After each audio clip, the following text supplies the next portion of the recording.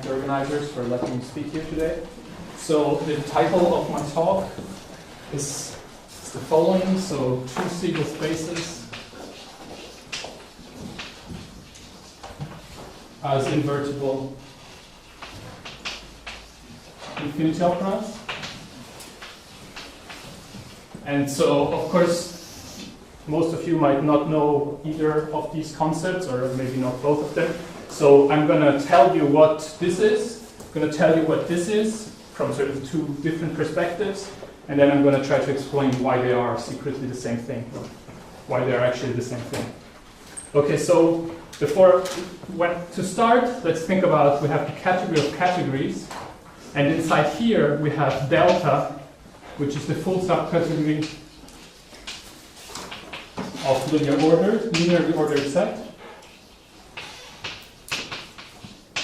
And so we denote n the linearly ordered set 0 to n. So each of these I can think of it as a category, and this is a full subcategory. So most of you will be familiar with this object, I hope.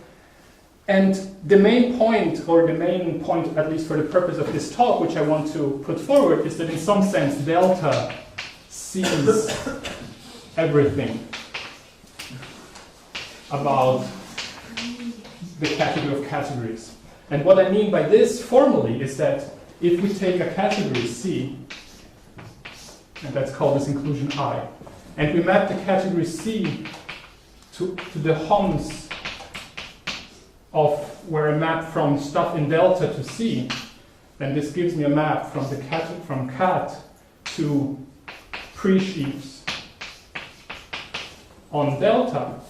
And this is part of an adjunction, and the main point is that we have an adjunction, and the main point is that n, this is called the nerve, is fully faithful.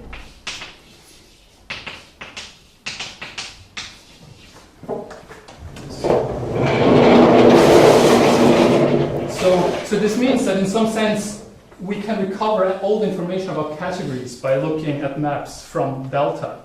And so how do we recover a category, and what is the essential image? So the essential image consists of, so the essential image are the so-called Segal simplicial sets.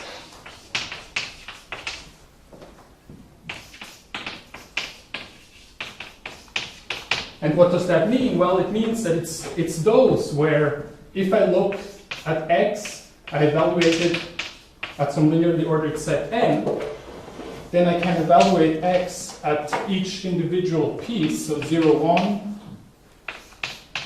1, 2, and so on, all the way to n minus 1 n. And now I take the Fibor product over the intersections. Then I have a canonical map here, which comes from the inclusions I plus 1 into this set n. Then this map is supposed to be an isomorphism. So this is a sort of old observation, which sort of tells us that we can characterize categories as certain types of simplicial sets. And this is sort of the starting point for the theory of higher categories, or at least one possible starting point. And so how do we recover the category? So let's say we have given x a Segal simplicial set. How do we recover the category C?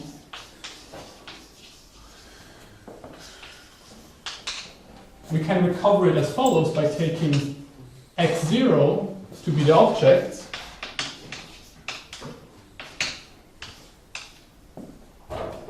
taking the morphisms to be x evaluated on 1. mean, this sort of makes sense if we think about this definition. Like, here we're mapping from something into C, and mapping from the set 0, 1 into C picks out exactly the morphisms in C. And how is the composition defined? The composition is given I take two composable morphisms. I have this map to 2, which by assumption is an isomorphism. and I can map to here. And so we think of it, I have an edge, and I have one more edge such that they are composable. Then by this isomorphism, this gives me a unique triangle like this, G, and then we read off this edge by projecting onto this other. Let me be very explicit here. This is the set 0, 2.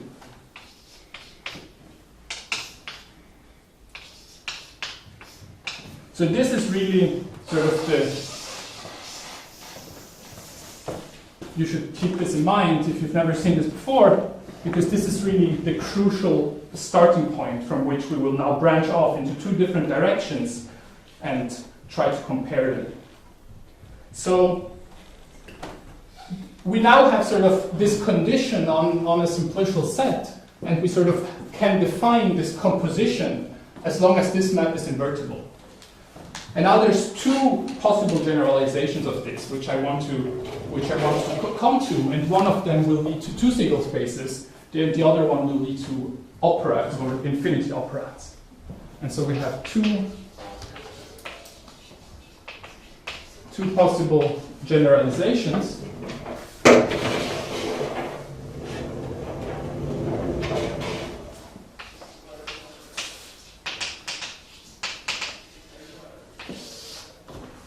So the first one goes as follows. So what if we want to drop the requirement of this map being invertible? Drop the requirement that this map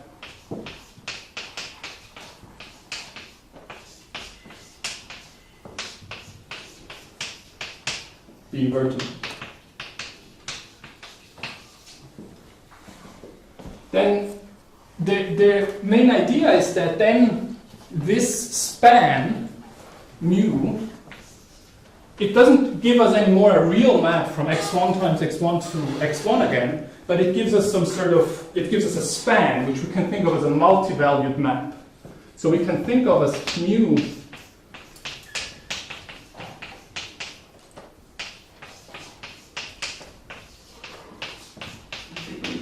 as some sort of multivalued map. In the sense that for each thing in the middle, we will get, like for each thing in the middle, we look at its images, and then we think of as the image on the other side as being the composite given by that thing in the middle.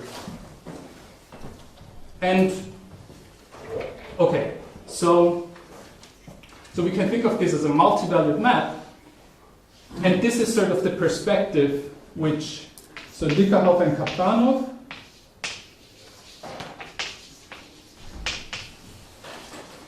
they define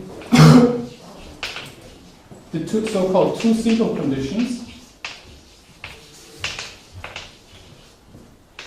on some simplicial object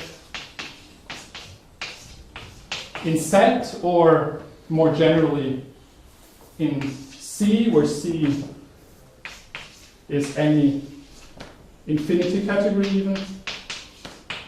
I don't want to, like, this can be an infinity category, but you can think of it as a category for now, such that which in some sense capture the fact that this multiplication, it is in its multivalued sense, is supposed to be still associative.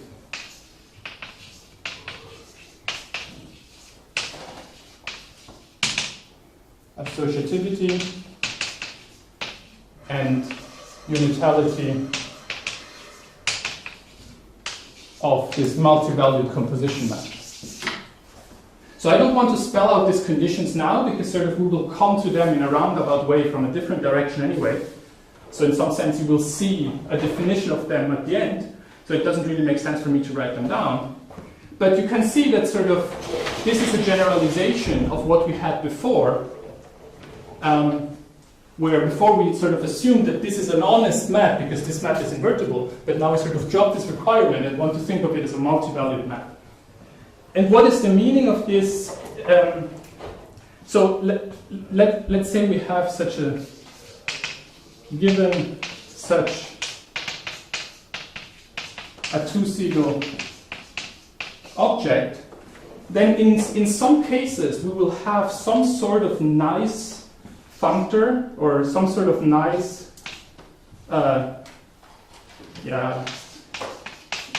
thing which goes to vector spaces, which I want to think of as maybe a cohomology theory.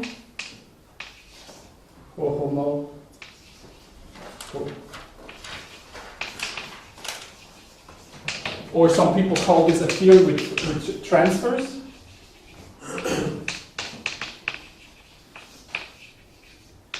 And all this means is that sort of this is supposed to assign to every object in C a vector space or an R module or whatever.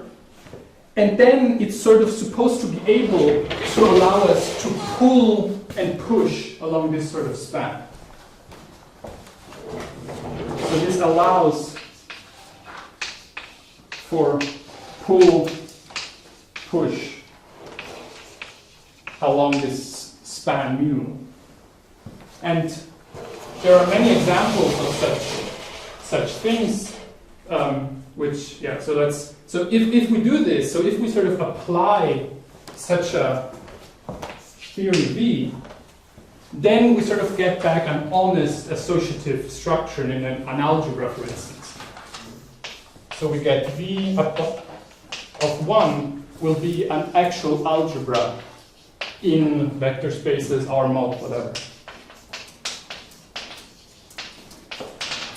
Because we have this span, and while this map is not invertible, we can pull back along the first map, push forward along the second map, using the functorialities of this transfer function V.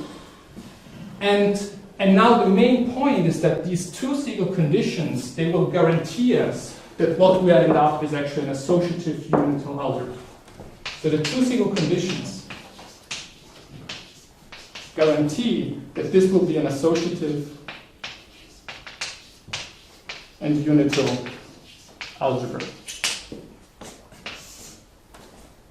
And so let me give you the main example of such a thing, which maybe some of you will already have seen in one form or another.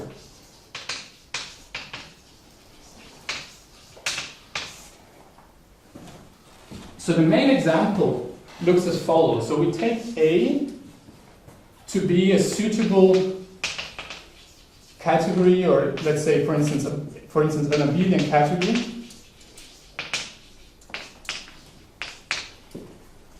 And then we can do the following. We can define S of A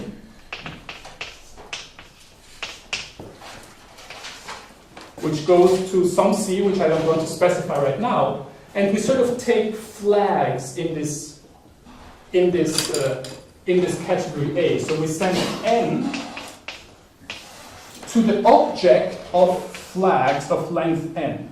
So A1 up to AN. So these are flags in A of length n. And now this could be a set, or it could be a groupoid. In some instances this will be a stack, and so on. So I don't want to sort of say exactly, this depends on the exact context, but the point is that if we have such a category A, we can extract from A the objects of flags of length n. And this will give us, if we sample them for all possible lengths of flags, we will get a simplicial object which maps from delta up to some suitable category C, where again C is sets or groupoids or stacks or whatever in this context. And this is known as Waldhausen's S construction, and comes originally from algebraic K theory. But so the point is that if we apply some cohomology theory to this, what we recover, so if we apply some V, what we recover are Hall algebras. Various flavors of Hall algebras and categorifications. So I don't want to really go into too much detail because I don't really have the time, but some of you might have seen some construction of Hall algebras in various different ways, like either the standard Hall algebra or some homological Hall algebra, and so on. They can sort of all be seen as instances of this construction, where we sort of pass to an object of flags and then apply some suitable theory, cohomology theory, or like in quotes, cohomology theory. Okay. So this means that we're sort of interested in studying these two Segal objects abstractly before applying such a cohomology theory. We sort of want to see the intrinsic properties of the object, which don't depend on any of these specializations.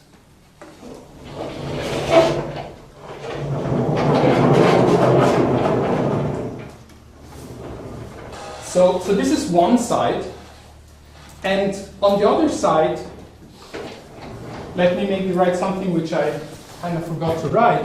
So this, as I said, is the two Segal condition, and I said it earlier, but maybe I should write it. So this Segal condition,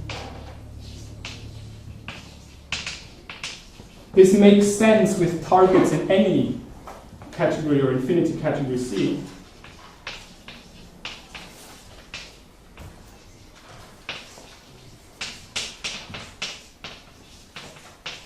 Where this is any category or infinity category. Of course, if this is an infinity category, we have to replace this isomorphism by the suitable weakened notion of an equivalence in C.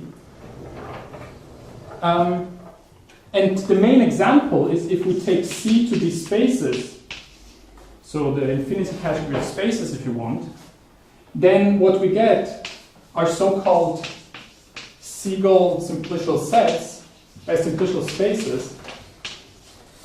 And then after imposing a technical condition called completeness, which I don't want to go into now, these complete Segal simplicial spaces, we can take them as a definition of infinity category if you want.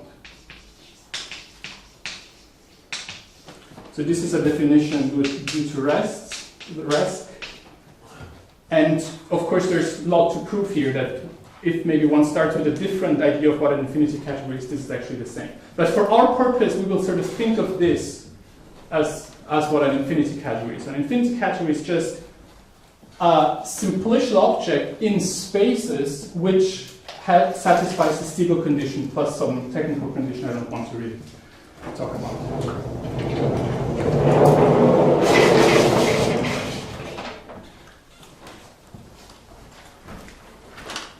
And what this means is that we can sort of think of our infinity category, if these x's are now spaces, then this map will now be an equivalence, and it means that sort of we can compose, but only up to some choice of some inverse of this equivalence.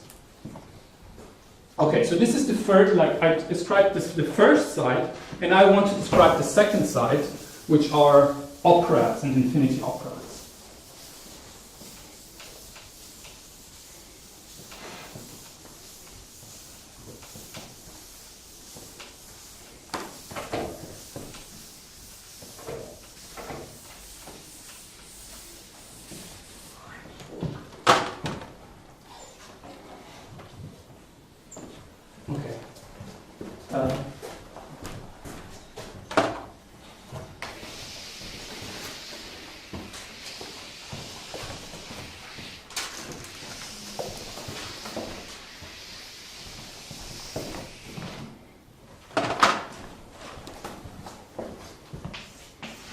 So the other side, so we can replace categories by operads.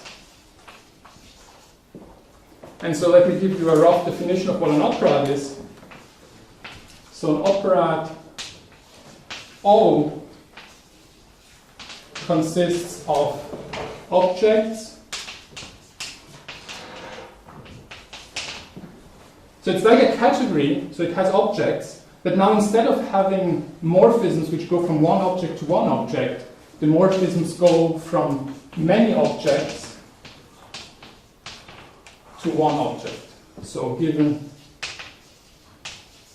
object x1 up to xn and then one more object y, we have a set of what we call n-array operations.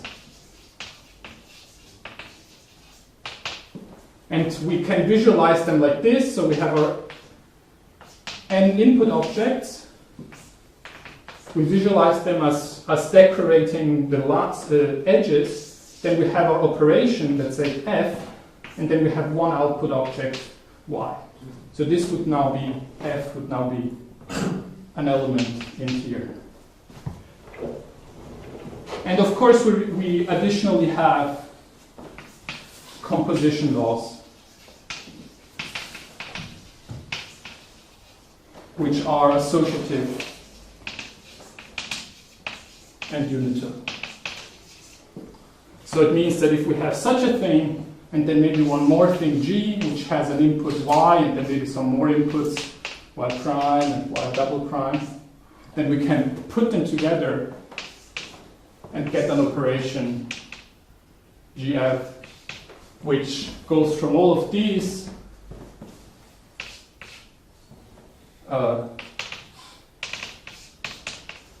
to y, and then I have to add these, so I have y prime here, y double prime here, and the output will now be z. Okay, so and then it has to satisfy some obvious associativity and unitality constraints. So this is an operad, and like the easiest example to think about is, for instance, if you think about vector spaces and n-array operations to be by the multilinear maps with some number of inputs and one output, then we can compose them in exactly the same this way. So example, vector spaces with multilinear maps.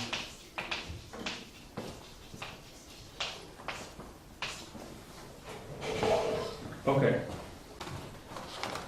And then of course there's an obvious notion of functors between such things, and so we define op to be the category of operads. So a functor between operads needs to send objects to objects and more operations to operations in a compatible way.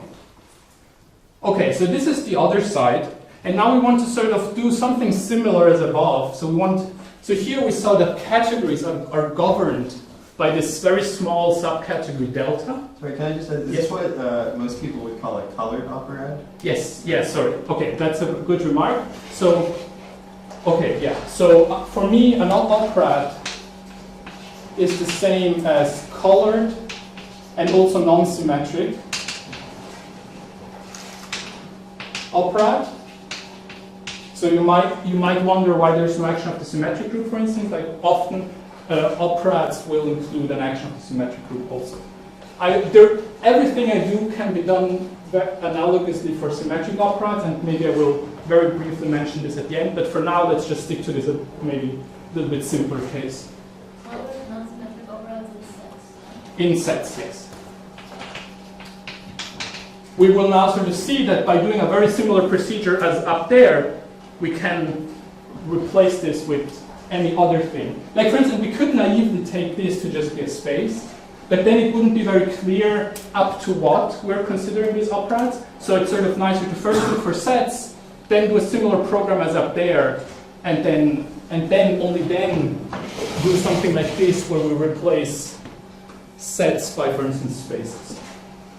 Okay.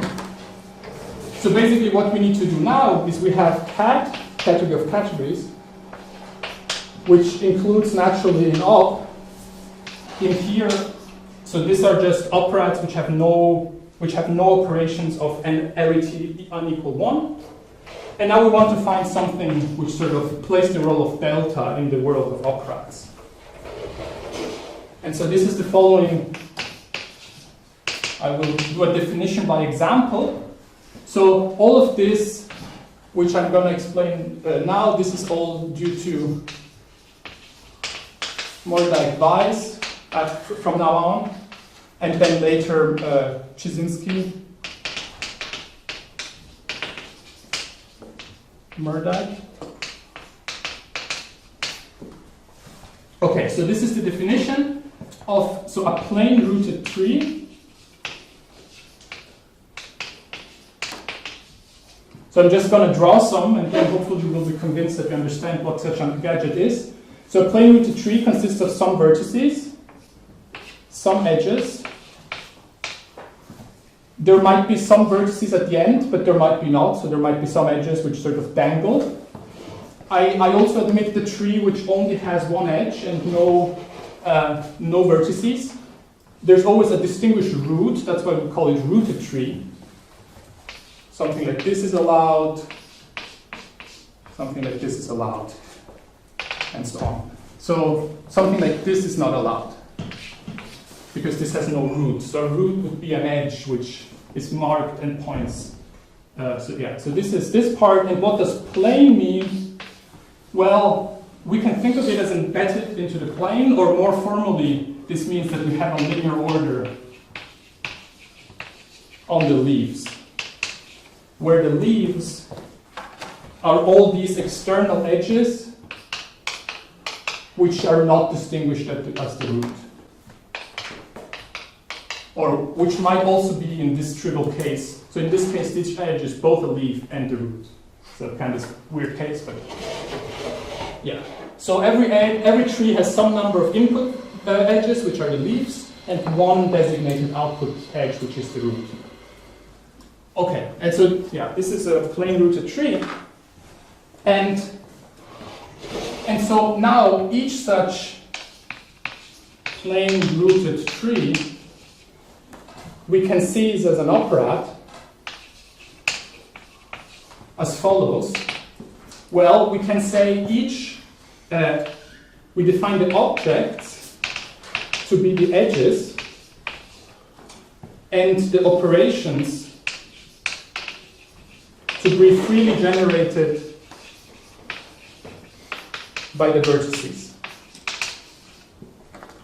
So for instance, this tree has a single object and no non-trivial, so the only operation is sort of the identity operation from this edge to itself, but no other operations. This tree will have one object plus a zero area operation from nothing to this object, and so on. So this tree will have these three generating operations, but then I can also compose this operation with this operation, which would give me an operation which has one input and one output. So if I just drew this tree, is that the associative operand? No. The associative operand has a single operation of every arity. If you draw this tree, this is only a single binary operation and nothing else. Okay. Yes. So these trees are very simple operads. They're sort of just like delta consists of very, very simple categories. Maybe just Okay, so clearly delta is included in, I didn't give this a name, sorry. So we define omega pi to be the full subcategory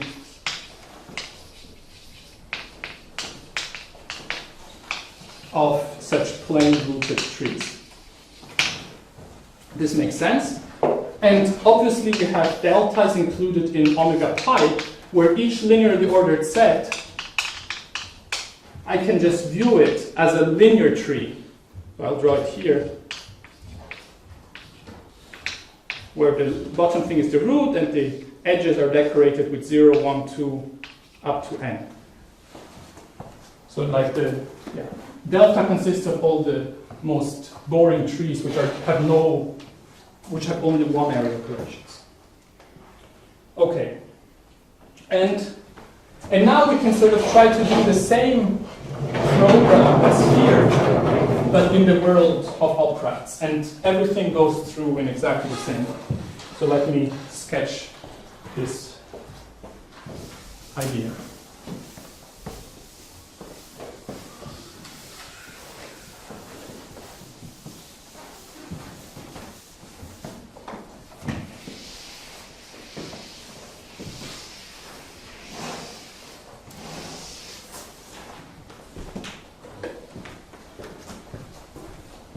Okay, so now we have the fact, which is again, it's not that hard to prove. If we start with operads, then if we have an operad, we can map it to homomorphisms out of trees, where again I is this inclusion. And this will get us to pre-sheaves here. And again, we have an adjunction. So we have an adjunction. And again, n is fully faithful.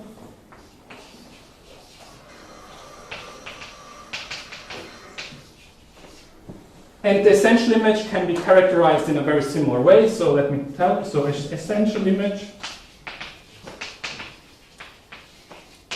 are the so-called Segal dendroidal sets. Segal dendroidal sets. Yeah. So, which are those x from delta op to z, where the following is true. So now I sort of want to write the analog condition to what we have before, and it turns out that it's the following. So, Sorry, yes? from delta op or from omega? Sorry, omega op, of course. Thank you. Yes, from omega pi. So the pi stands for planar. It's nothing important. It's just to distinguish it from other versions which might appear. Okay. So what is the condition? Well, we could have a tree T, which we can sort of pull apart, put together from two different trees. So we could have a tree T1, which has some input leaves, one output leaf, and something in between which I don't care. And then to this tree, I stick one other tree T2, which has again some input leaves, and we stick it together like this. And let's call this big tree T. So whenever we can decompose a big tree into two small trees, we want to have that this x sort of in some sense respects this composition. And what does this mean? Well, it means that we have an inclusion of T1, which just sends, I'll just draw it, which sends all the objects here to the corresponding objects here, and the operations here to the corresponding operations here. And similarly, we have our tree T2, which includes here, and then their intersection is just this single edge, which was this edge here and one of these edges here. And we want that X takes this diagram to a pullback. And now, if you think about it, you will see that this is exactly the same condition as we had for simplicial objects. Because in the case of simplicial objects, the only trees are of this form. And separating into two parts means that I have, like this is n, and I have some upper part and some lower part which are glued together along an edge. So I have the upper part and I have the lower part. And then the condition tells me exactly that the value of the whole thing can be computed as the fiber product of the value on this upper part and the value of the lower part, which by induction is the same thing as what I wrote down before. So let me erase it because it's not very nice. Okay, but this is a very nice description. Sort of, we just think of that no matter how we split up our tree, X sort of respects this splitting. Okay, pull back in set. And now, of course, nothing stops us from copying this same definition in any infinity category C, where C is any infinity category. So and this is what we would then call a Segal dendroidal object in C. So of course then pullbacks have to be replaced with the infinity-categorical notion, or the homotopy pullback if you prefer. But yeah, if you are not comfortable with this, just think of C as being an ordinary category, and it's kind of the same. Okay, and then we can take this same definition of what an infinity category is and use this to say what an infinity-opera is. And this is exactly what Moerdijk and Cisinski do. And then, of course, they prove that this is sort of equivalent to various other models of infinity-operads, which now, of course, we don't have.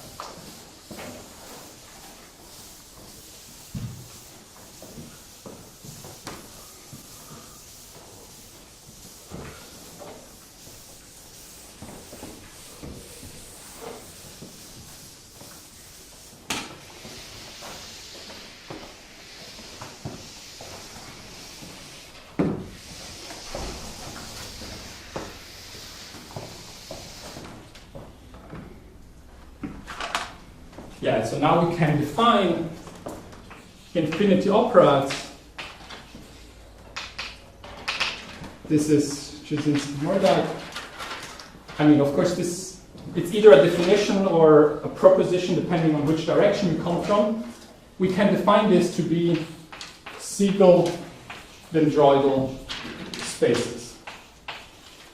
And again, we need some technical condition, which is completeness.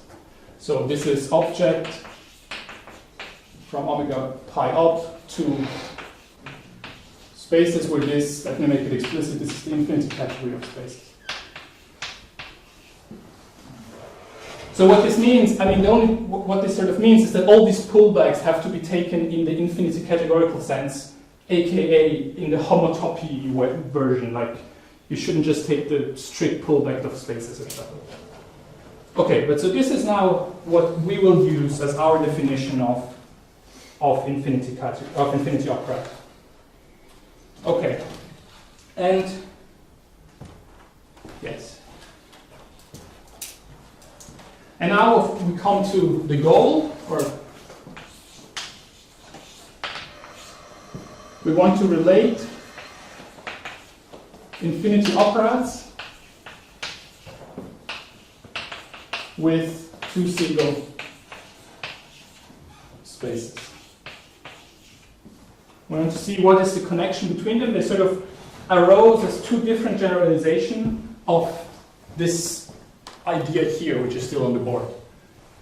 One by sort of making the category delta bigger and allowing for like these general trees, and the other by loosening the requirement that this map be an isomorphism or an equivalence. Okay, and more generally, we want to compare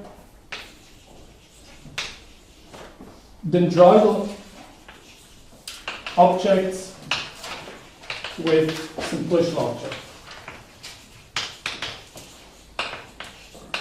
Because I remind you, for us, infinity-operads are some notion which has to do with dendroidal objects, so functors from omega up to somewhere, and two Segal spaces, this still all lives in the simplicial world, so functors from delta to somewhere. And so there are two ways to do this. There's the naive way, which in some sense we already saw. So of course delta lies as a subcategory of omega pi. And so certainly we can, if we have a dendroidal object in some category, we can just restrict it to get to a simplicial object. So what this does is it sort of takes the underlying category or infinity category of an operad. So this is not what we want to do. We want to sort of do something more, not so obvious. And so the second way, so of course this is sort of inbuilt in the definition. I mean, we made omega in such a way that it has delta as a subcategory. This is very important because sort of this shows the analogy that all the tools you use here, you can use them here. And in fact, like there's a lot of various papers by Cisinski, Moerdijk, and some people who sort of do the whole theory of infinity category, which sort of all lives in this world, and a lot of it you can redo it one-to-one in this world. So this is very important. It's just not the right approach for what we are trying to do here. So the less naive way is the following: to write down a functor. Like, can you just say, just Yes. for my benefit, like an example of it? Like, if I have some infinity-operad I like the associative operator, Yes. E1 or whatever, what's the underlying infinity category mean? Well, in the case of the infinity-operad, you would sort of throw away all the operations which are not one-ary. Mm-hmm. So the associative operad has a single operation of every arity. Uh-huh. You throw away all the non-one-ary ones, you get the trivial category. Okay. Yeah.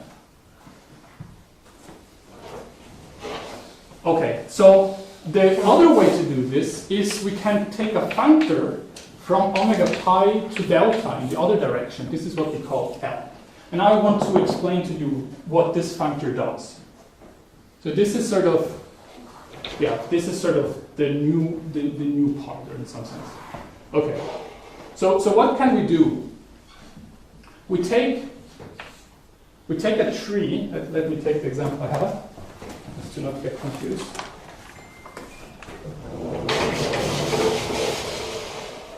So we take a tree.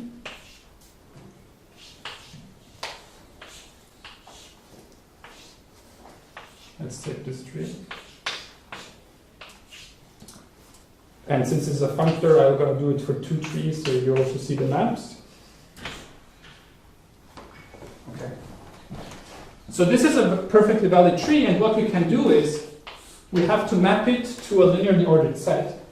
So this comes with a root. This is always implicit, but the downward pointing arrow thing is always the root.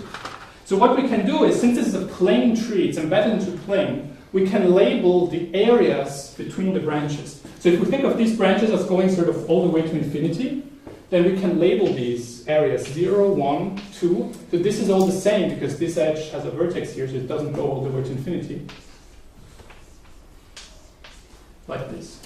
And so we can send this tree to the linearly ordered set 0, 1, 2. Yeah. Actually, sorry, let me label it slightly differently. No, it's fine.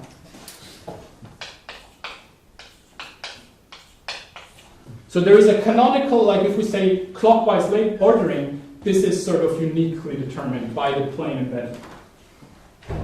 And now, for instance, this tree, so if we take the map from here to here, let me tell you how this map looks like, just as an example. So here we have one generating operation, and let's say we send it to the composition of these three. No, wait, that's not well defined, then I'm probably missing something. Sorry. This thing was supposed to start like this. Okay, so now it makes sense. So now we see that if we compose these three, there's exactly 1, 2, 3, 4 input objects. So it makes sense to define a map from this opera to this opera, which sends this operation to the composition of these three operations. And on the level of delta, what this would do is, let me just label these in a very suggestive way. 1, 2, 2 prime, 4 and 5. Now you can see that sort of this tree gets sent to this part, and then 1 goes to 1. These two go to the same, because this edge goes to this edge, which gets closed by a vertex.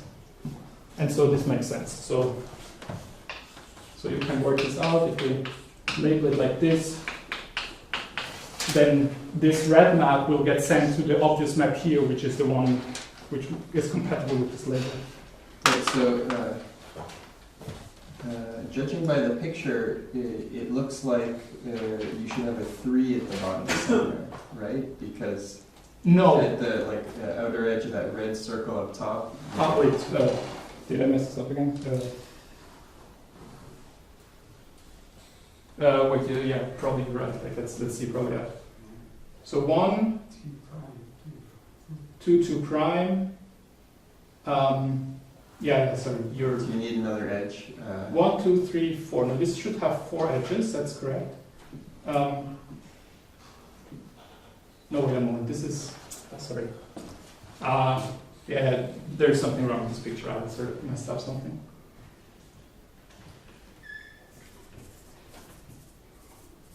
Okay, so this edge goes here. So we have 1, 2. Then this edge, no, exactly, yeah. This edge goes here.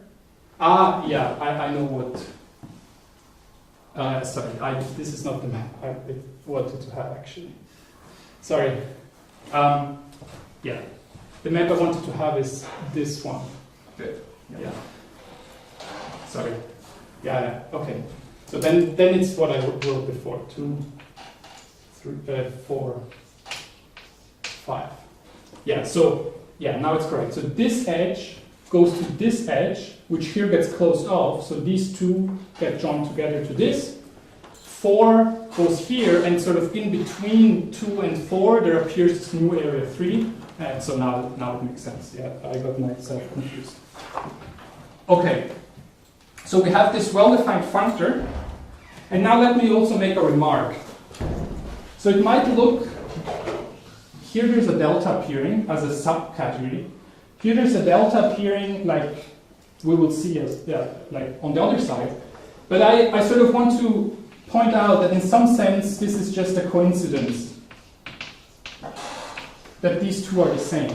And maybe I will be able to briefly say what I mean by this later, but in some sense this will always be delta no matter what type of operads we consider, but this category will change in different situations. So I will say this at the very end briefly, but yeah, be warned that this is sort of in some sense a bit of a coincidence in this particular case. Okay, but so what's the main property? Why is this functor interesting?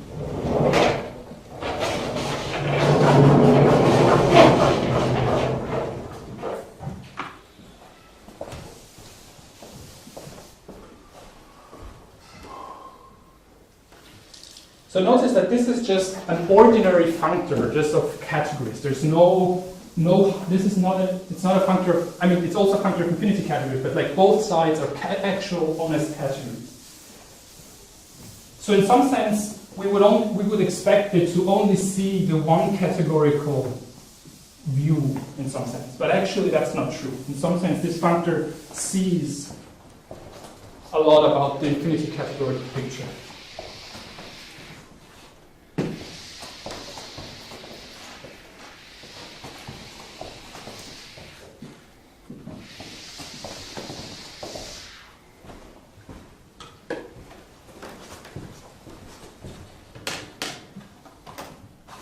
Okay, so it all starts from this observation.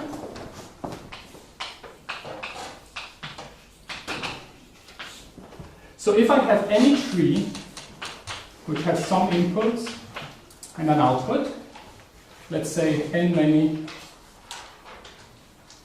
inputs, then there's always a special tree which has a single vertex, one output, and n many inputs. So this is what we will call Cn, or corolla with n, the n corolla. Then there is a canonical map here, which, let me just color it, which sends this single vertex to the composition of everything which goes on inside here. So this is what we call the collapse map. And in some sense, this is what corresponds to composition of operations in our operand. So this tree gives us some diagram with lots of like maybe small, so like let me do a small example. If we have this tree, then sort of a diagram of this shape says we have one 2-hour operation and one more 2-hour operation. They are compatible along this. So the output of this operation matches with the input of this. And then pulling back along this collapse map, what it does is it composes these two operations to one single 3-area operation. So this is what sort of this corresponds to composition in some sense. Okay, and the main observation is that if we take this functor L and apply it to a collapse map, then it's obvious from the way the functor is constructed that this is an equivalence, or I mean actually an isomorphism, or actually the identity in this particular case, because delta has no non-trivial isomorphism. And so the theorem in this case is that sort of this L is universal with this property in the strongest possible sense. So the theorem L exhibits delta as an infinity-categorical localization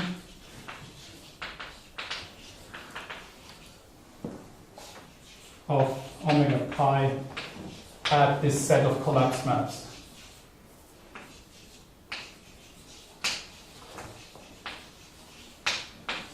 So here I want to stress that this is an infinity-categorical localization. So this is really a much stronger statement than just saying that this is a localization of categories. Because, so this is really a much stronger thing. So I will now say what this means for those who are not familiar with this expression. So what does this mean?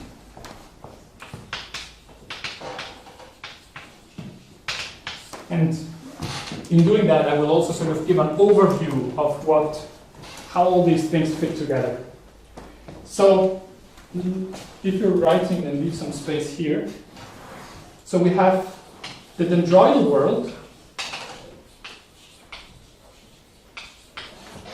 We have the simplicial world. And so we have functors from omega pi up to some c. So c is some infinity category. And then we have functors from delta up to c.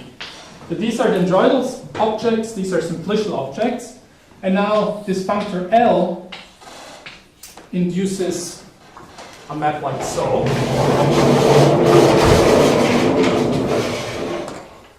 And so what it means for this to be an infinity-categorical localization is that this is fully faithful. And fully faithful, one has to be careful what I mean. I mean, all these things here, they are to be viewed as infinity categories.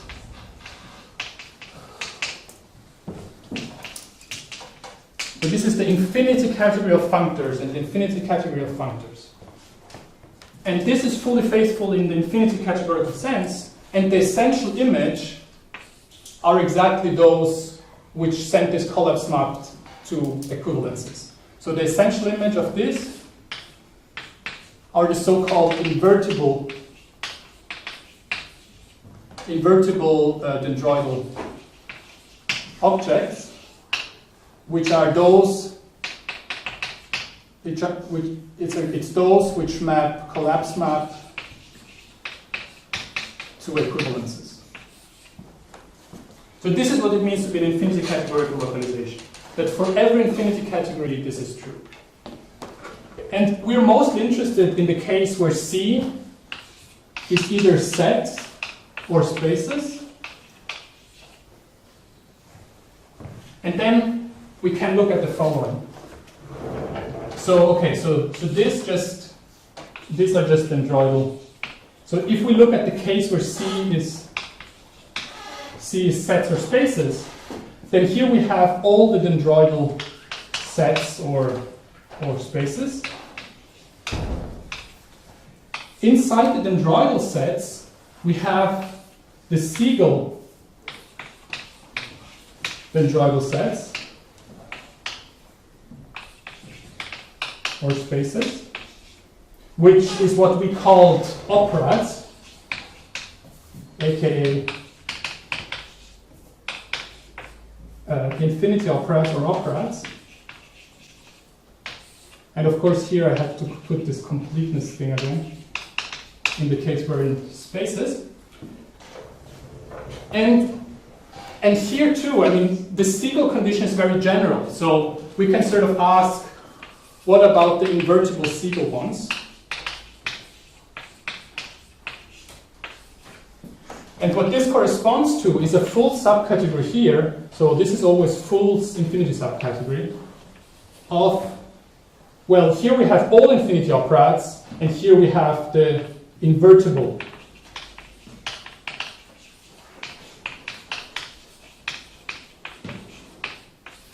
And this corresponds to this. So you might be worried about this completeness condition, but it turns out that this is sort of automatic if we already have an invertible object. So sort of we restrict to those things which both come from here and also satisfy the Segal condition. So they are infinity-operads. And so this will be some class of operads. This is a full subcategory, full infinity subcategory of the operads with a certain property which you can unravel. And it's easy to check that if we restrict here to the two Segal objects,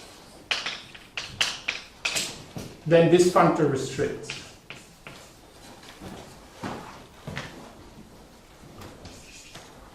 So this is really an easy calculation. This is nothing, there's nothing involved here. In some sense, this is why I didn't want to give a definition of two Segal objects. Because in some sense, you can take this as a definition. Because this functor L is very, very explicit. So you this definition is as easy as the original definition in some sense. Okay. So the corollary is that two Segal spaces are the same thing as invertible operads. Where invertible operads is just some condition on what an operad is.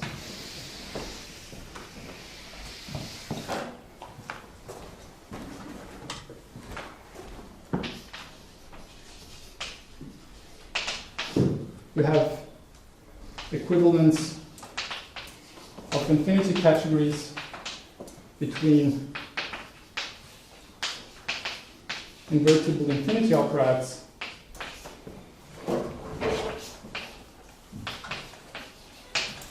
and two Segal spaces.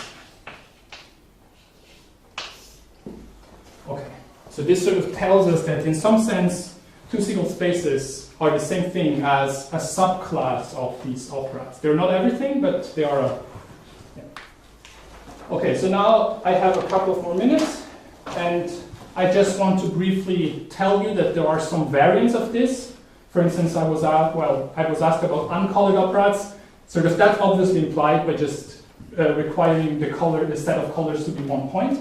But there are actually other variants of operads which are interesting, and which I want to briefly say that all these goes through in exactly the same way. So maybe one very interesting variant are cyclic operads.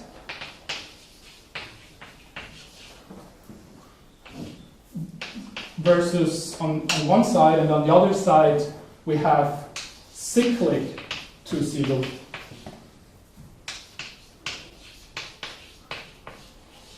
Spaces. So what does this mean? So let me just briefly tell you what a cyclic operad is. So a cyclic operad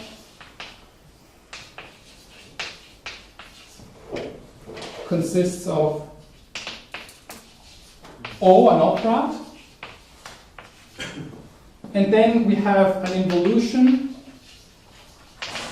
which we think of as a duality on the colors, on the objects.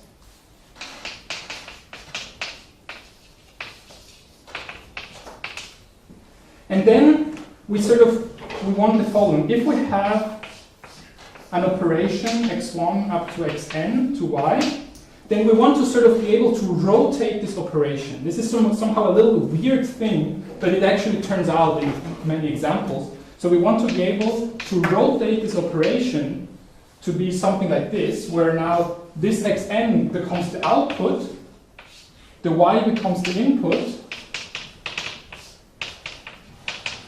but everything which switched from being input or output, we have to dualize it.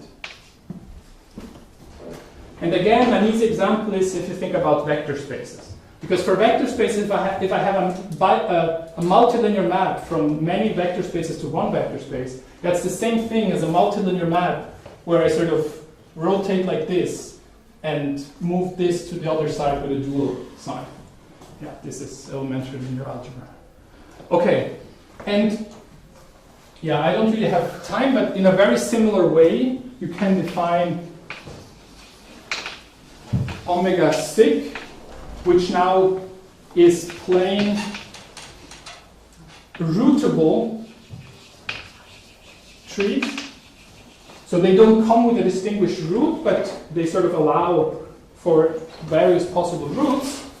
And then again, there is a theorem which is exactly analogous to the one before. There is a functor L, which goes from sig And now where does it end up to? It ends up in lambda, which is the cyclic category. So this is Con's cyclic category. And again, it sends a tree to the areas between the branches. But now they're sort of cyclically arranged, and so we have to send it here. And this again is a localization, infinity-categorical localization.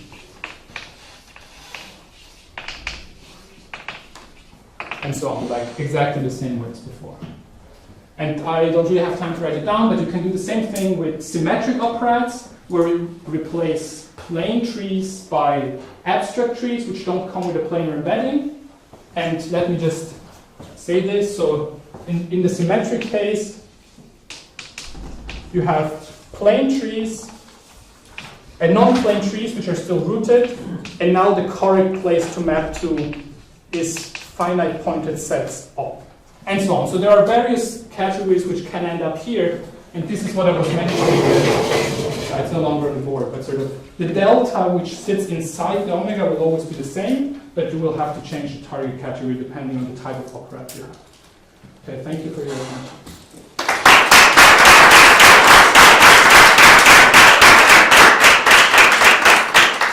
All right, any further questions for Tashi?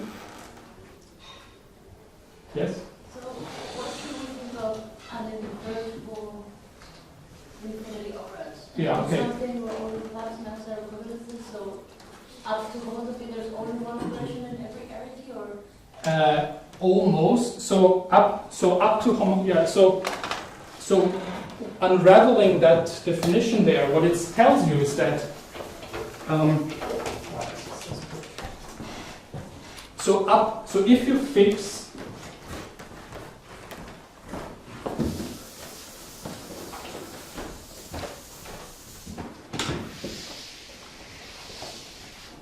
So how do I say this? So it tells you that if you have a given operation like this, of a certain arity, and now you specify a given way you want to decompose this. So let's say you want to say, I want to decompose this operation, but first a binary operation, then one more binary like this and like this.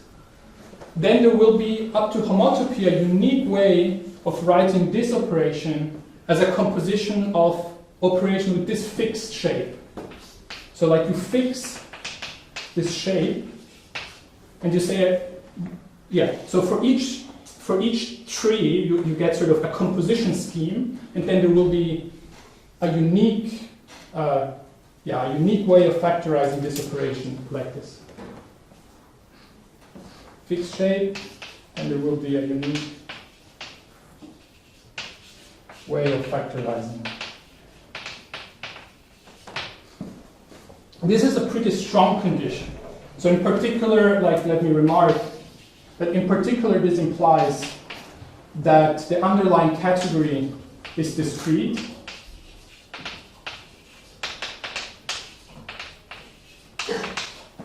So this is a pretty strong condition.